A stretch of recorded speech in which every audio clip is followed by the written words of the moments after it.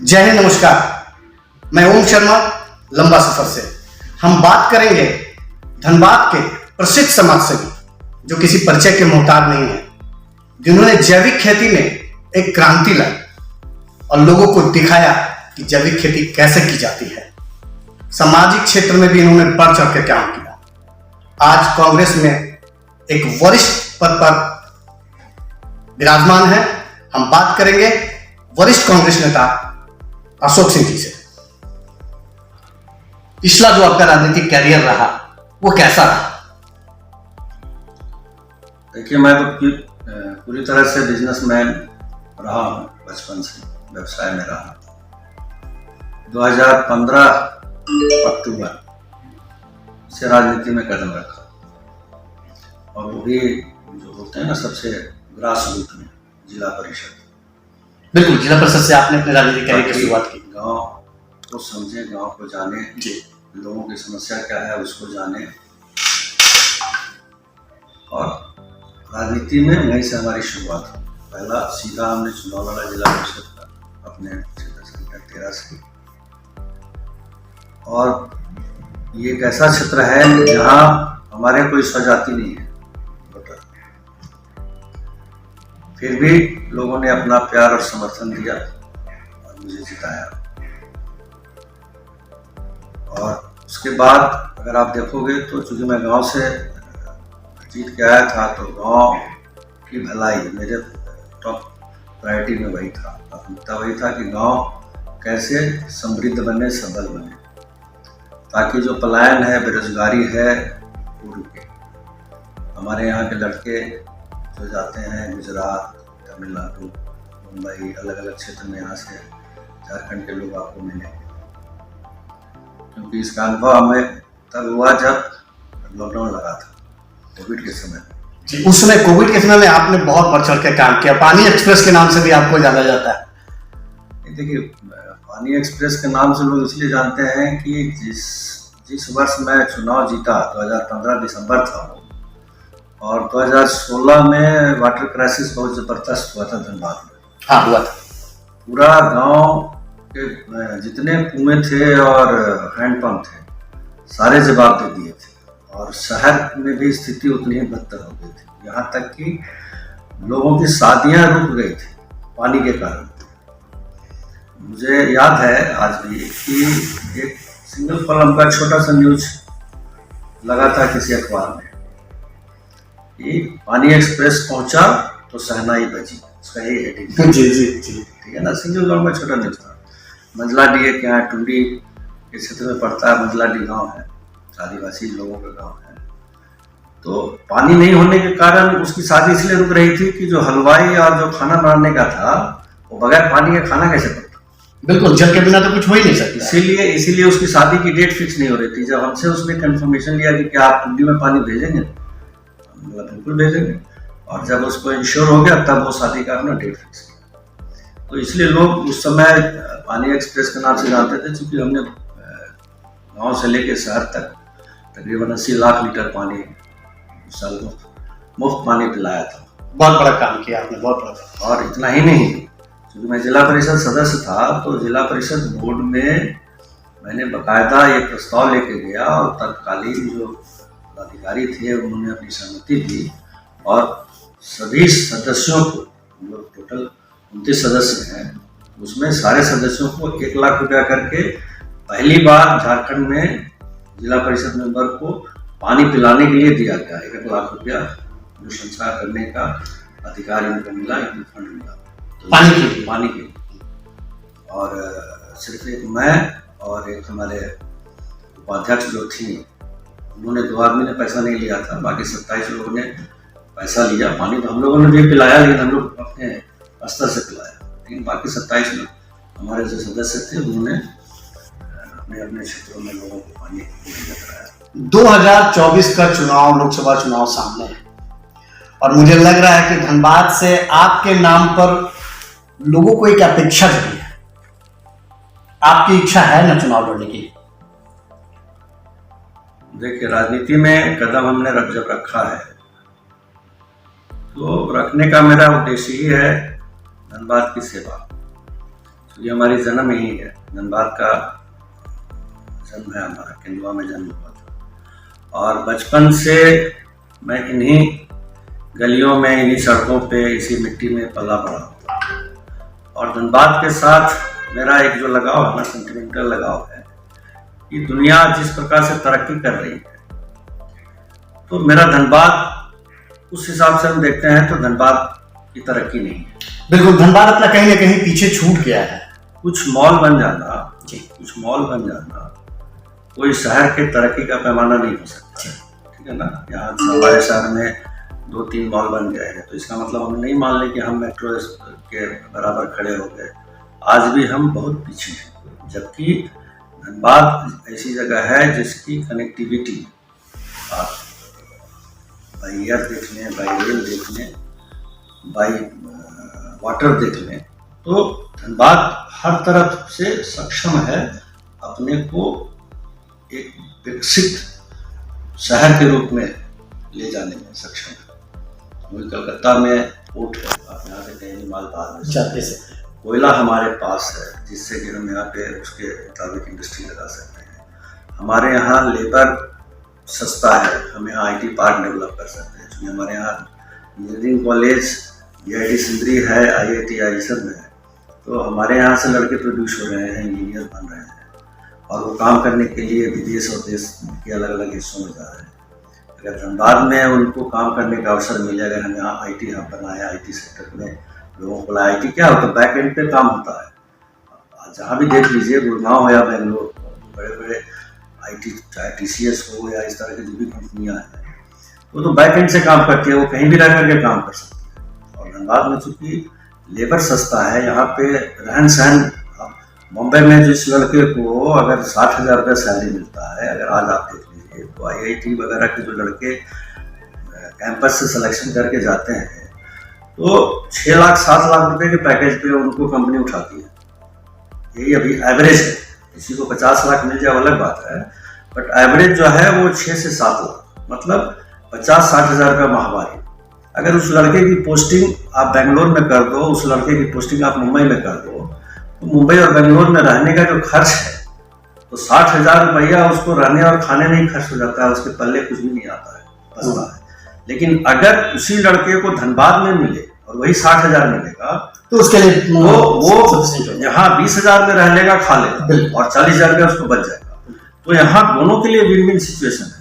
जो कंपनीज हैं उनको भी सस्ता लेबर मिल जाएगा, और जो हमारे लड़के हैं जो IIT और BIT करके निकलेंगे, या यहाँ तो प्राइवेट इंजीनियरिंग भी है, KK पॉलिटेक्निक इंजीनियरिंग कॉलेज है, तो वहाँ से जो लड़के निकल के आएंगे, तो कहीं ना कहीं लड़कों को भी एक आर्थिक मदद मिल जाएगा, आर्थिक उनके पास में बचत होगी, और जो कंपनी है उसको सस्ते दर पे लेबर हमेशा मिलते रहेगा। तो यहाँ पे जो हमारे प्रतिनिधि लोग हैं वो कहीं ना कहीं इसमें उदासीन रहे हैं। यहाँ तो मंत्री भी रहेंगे, रीता वर्मा जी यहाँ से सांसद थी और केंद्र में मंत्री भी रही, लेकिन आप देख लें किसी भी तरीके से धनबाद को कुछ भी उन्होंने देने में काम नहीं किया। आपको अगर पार्टी टिकट देती है कांग्रेस से, तो आपका भी अपना एक विजन है, धनबाद के लिए एक अच्छी सोच आप रखते हैं, तो मतलब किस हिसाब से आप इसको, मतलब लोग चाह भी रहे हैं कि धनबाद में बदलाव हो? देखिए, टिकट देना पार्टी का काम है, उसमें मेरा कोई कंट्रोल तो है नहीं। पार्टी क्या सोचेगी नहीं सोचेगी वो पार्टी का। जहाँ तक सवाल है धनबाद के डेवलपमेंट का, आपको मैं एक छोटा सा एग्जांपल दे देता हूँ कि डेवलपमेंट के लिए मैं किस हद तक अपने को समर्पित होकर करता हूँ। आप लोगों को पता है कि यहाँ धनबाद में इंडियन ऑयल का डेपो हुआ करता था, जो अभी चला गया है जैसे। आप लोगों को या धनबाद की जनता को शायद मालूम नहीं होगा, तो JCD का जो जमीन था जहाँ पे टर्मिनल बनना था, वहाँ पे संथाल का गांव है, और वो पूरा एरिया जो पड़ता है ना, वो संथाल लोगों का ही जमीन है, जिसको कि झारखंड सरकार ने एक्वायर किया हुआ था। लेकिन 15-20 साल से उस जमीन को जो इंडियन ऑयल है या भारत पेट्रोलियम HPC तीनों कंपनी की जमीन वहाँ थी, तो उन लोग उसको ऑक्युपाई नहीं कर पा रहे थे। जब जाते थे वहाँ पे स्थानीय लोग विरोध कर देते थे।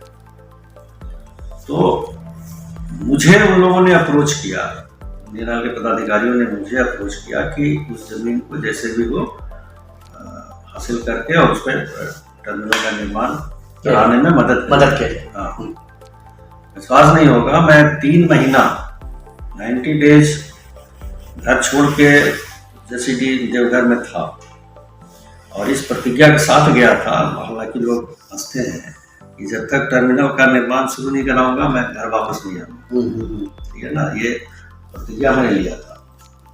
और 7 दिसंबर को मेरी बेटी का जन्मदिन होता है, तो उस दिन मैं सत्यनारायण जी का पूजा करता हूँ, उसे बात देता है। क्योंकि मैंने प्रतिज्ञा लिया था कि मैं घर वापस नहीं आऊंगा, तो फिर मैं एक दिन के लिए वहाँ के लोगों से परमिशन लेके आया और शक्ति मंदिर में, सॉरी गोल्फ ग्राउंड में जो दुर्गा जी का मंदिर है वहाँ पे हमने सत्यनारायण की कथा कराई। मतलब आप घर नहीं गए, हम वहीं पे कथा कराए और उस रात में स्काईलार्क में रुका। शायद धनबाद की जनता के लिए अगर मान लिया कि पार्टी आपको टिकट दे देती है तो धनबाद की जनता के लिए आपका क्या संदेश होगा? देखिए, मेरा जो काम चल रहा है, जो काम मैं कर रहा हूँ ऑलरेडी, कि किसान, धनबाद के, झारखंड के किसानों को आत्मनिर्भर बनाना, सिर्फ और सिर्फ सरकारी नारा नहीं कि हम आय दुगनी कर देंगे। जो सरकारी नारा लगता है ना कि आय दुगनी कर दूंगा, तो मैं आय दुगनी करने का नारा नहीं देता हूँ, उसके लिए काम करता हूँ। आय दुगनी करना है तो कुछ काम करना होगा, मतलब बातें नहीं, काम होना चाहिए। हाँ, तो धनबाद जो कोयले के काली कमाई के लिए जाना जाता है, और अगर लाल की हम बात करें तो धनबाद हमेशा रक्त से लाल होता है, ठीक है ना। तो हमने ये अपने प्रतिज्ञा लिया है कि मैं सांसद बनूं ना बनूं, विधायक बनूं ना बनूं, लेकिन धनबाद में जो लाली आएगी वो रक्त की लाली नहीं आएगी, वो टमाटर की लाली आएगी। और ये मेरा खुद से वचन है कि मैं अपने जीते जी धनबाद के किसानों को तो इतना संबल जरूर बना दूंगा, इतना ताकतवर जरूर बना दूंगा, इतना आत्मनिर्भर उनको जरूर बना दूंगा कि किसान किसी के मोहताज यहाँ के नहीं रहेंगे, और यहाँ के जो बच्चे पलायन करके दूसरे जगहों पे जाते हैं काम करने, उनको पलायन की जरूरत नहीं पड़ेगी। मतलब उनको रोजगार यहीं पर उपलब्ध कराएंगे। गांव का लड़के को रोजगार उनके गांव में ही मिलेगा। मैं खेती को उद्योग की तरह विकसित करना मेरा ये लक्ष्य है कि जो खेती है वो खेती ना रहे, उद्योग का रूप ले। क्योंकि आप एक टोटलिटी में अगर आप जाएंगे, अगर मान लीजिए आपके पास में 2 एकड़ जमीन है, तो 2 एकड़ जमीन भी अगर है तो आप किस तरह से वहां पे खेती कर सकते हैं कि 2 एकड़ जमीन में आप साल में 5 लाख 7 लाख रुपया कमा सकें।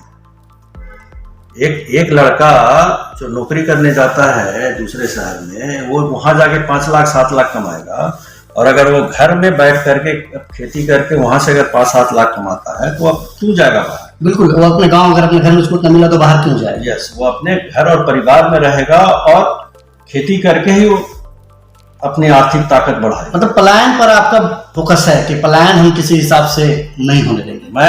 मेरा देखिए जोर है, खेती करे लोग, गौ पालन करे, ये भी मेरा प्रोजेक्ट में है कि वो दूध का ज़्यादा से ज़्यादा उत्पादन हो हमारे धनबाद में। खेती के माध्यम से तो मैंने ऑलरेडी प्लांट लगाया है टोमेटो केचप का, इसी के लिए प्लांट लगाया है, और ये सिर्फ टोमेटो केचप तक ही सीमित नहीं रहेगा, इसके दूसरे वेरिएंट जो हैं, जो खेती के माध्यम से ही उनकी ज़रूरतें पूरी हो जाएगी। तो वैसे प्रोजेक्ट्स को मैं लेकर के आऊँगा। मधु, आप देख रहे हैं कि आजकल केज में मधु पालन होता है, मधुमक्खी को केज में रखा जाता है। तो जो किसान खेती करेगा वो मधुमक्खी के लिए भी रखेगा, मधु भी निकालेगा। जो फ्रूट्स हैं, अमरूद, गोवा, इस तरह के फ्रूट्स पे भी वो अपना काम करेगा। मछली पालन करेगा, आजकल तो केज में मछली पालन हो रहा है। तो मेरा मकसद यही है कि किसान को हर तरीके से, कैसे वो एक जिस प्रकार से लोग फार्म हाउस बनाता है, जिनके पास पैसा होता है वो 2 एकड़ 3 एकड़ जमीन लेकर के फार्म हाउस बनाते हैं और वहाँ तरह तरह से खेती करना, मछली पालन करना। तो मेरा मकसद वही है कि गांव के लोग जो है अपने पूरी तरह से आत्मनिर्भर हो जाए, आत्मनिर्भर। और ये काम मेरा लक्ष्य है और इस काम के लिए मेरा विधायक बनना या सांसद बनना कोई जरूरी नहीं है। बाकी पार्टी की मर्जी है, पार्टी अगर चुनाव लड़ाना चाहेगी तो निश्चित रूप आप अपनी तरफ से तैयारी में हैं? हाँ, निश्चित रूप से। जब मेरा तो राजनीति में पदार्पण ही हुआ है चुनाव के बाद, जिला परिषद चुनाव लड़के ही मैं राजनीति में कदम रखा हूँ। तो हम तो चुनावी राजनीति के लिए ही हैं, हम कोई राज्यसभा या विधान परिषद वाले मोड में नहीं है। हमारे चैनल के माध्यम से धनबाद की जनता को क्या संदेश देना चाहेंगे? मैं धनबाद के जो शहरी क्षेत्र के युवा हैं उनके लिए मेरा यह है कि धनबाद में जिस प्रकार से आज एयरपोर्ट और बाकी चीज़ों का डिमांड हो रहा है, उसमें सरकार के ऊपर दबाव बढ़ाएं कि यहाँ पे IT पार्क खोला जाए, धनबाद में हवाई सेवा यहाँ पे दिया जाए और एक अच्छा अस्पताल यहाँ पे धनबाद में हो। बहुत जरूरी है, सारी चीजें तो चलेगी। हाँ, ये हमारे युवाओं के ऊपर में जिम्मेवारी है कि अपनी इन मांगों को लेकर के सरकार पे दबाव हमारा यूथ ही बना सकता है। और उसके अलावा अगर आप सोचिएगा कि आम जनता इसमें उतना ज़्यादा भागीदारी रहती है, नहीं, लेकिन जो यूथ है, क्योंकि भविष्य उसी का है, कल उसी के पास है जो हमारा यूथ है। तो यूथ को इन चीज़ों के लिए आगे बढ़ करके अपनी हिस्सेदारी के लिए लड़ाई लड़नी चाहिए। और जो हमारे गांव के नौजवान हैं उनसे तो मेरा खास अनुरोध है कि जो खेत खाली पड़े हैं तो खेत की ओर लौटें, खेत में काम करें। मैं उनको हर तरीके से सहयोग और सपोर्ट करने के लिए तैयार हूँ और उनको आगे लेके चलूंगा। हम बात कर रहे थे धनबाद के वरिष्ठ कांग्रेस नेता अशोक सिंह जी से। इनके मन में एक अलग सी व्यथा मैंने मुझे देखने को मिली। अक्सर नेताओं से जब हम लोग प्रश्न करते हैं तो वो लोग सही प्रश्न को किसी न किसी हिसाब से टाल देते हैं, यानी सही जवाब नहीं देते हैं। लेकिन उन्होंने एक ऐसी बात कही है, कुछ ऐसी बात कही है जो कि अंदर से आदमी को बिल्कुल जागृत कर देगा। जैसे इन्होंने युवाओं के बारे में कहा, जैविक खेती के बारे में कहा, ये विजन है इनका।